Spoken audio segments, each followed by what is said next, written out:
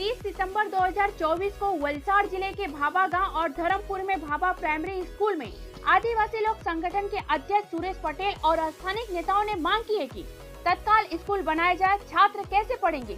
क्या यह सुरेश पटेल का कहना है कि अगर छात्रों का भविष्य जबरदस्ती सरकार चला रही है तो विकास की बात कर रही है, तो फिर निर्वाचित विधायक इस मामले पर ध्यान क्यों नहीं दे रहे हैं? ऐसे स्कूल को लेकर कोई गंभीरता क्यों नहीं है? और इस मामले को उच्च स्तर पर शिक्षा मंत्री और वलसाड़ कलेक्टर के सामने रखा जाएगा। और ग्रामीण और सुरेश पटेल यह कहते नजर आए कि जल्द से जल्द इस स्कूल को निर्माण की अनुमति दी जाए आने वाले दिन। आज स्कूल ने विजिट मारता एटલું જાણવા મળ્યું કે જે બાળકો ખરા અર્થની અંદર જે હાલતથી ભણે છે આ દેશનું ભવિષ્ય છે અને એમની સાથે જો આ રીતના જો દુઃખદ વસ્તુ એ છે કે એમણે ભણવું છે, આગળ વધવું છે, એમના મા બાપે ભણાવવા છે, પણ આ પ્રકારની સ્કૂલોમાં બેસાડીને એમની સેફટી કેટલી?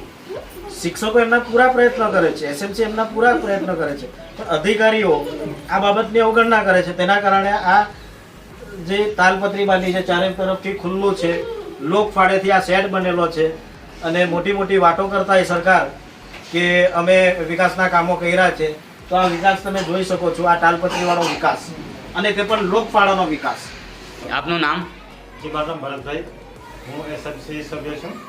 અમારી સ્કૂલ તોડીને આજે લગભગ 4 વર્ષ જેવા થઈ ગયા। રજૂઆતો કરી છતાં હજુ સુધી પણ આ સ્કૂલો બની નથી। તો મારા સાહેબ શ્રી નમ્ર વિનંતી કે આવનાર સમયમાં જલ્દીથી જલ્દી અમારી સ્કૂલ બને એ આપ પાસે આગ્રહ રાખું। આભાર। જી, આપનું નામ?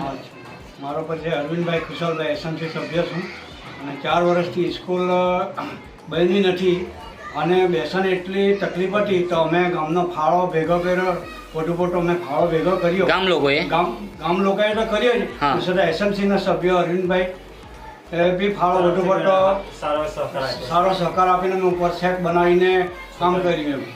વહેલી કોઈ બી સંજોગમાં અમારી સ્કૂલના છોકરા ભણવામાં અટવાઈ નહીં જાય એના હિસાબે તાત્કાલિક સ્કૂલ બની જવી જોઈએ એ જ અમારી માન્ય છે ને થવી જોઈએ તાત્કાલિક।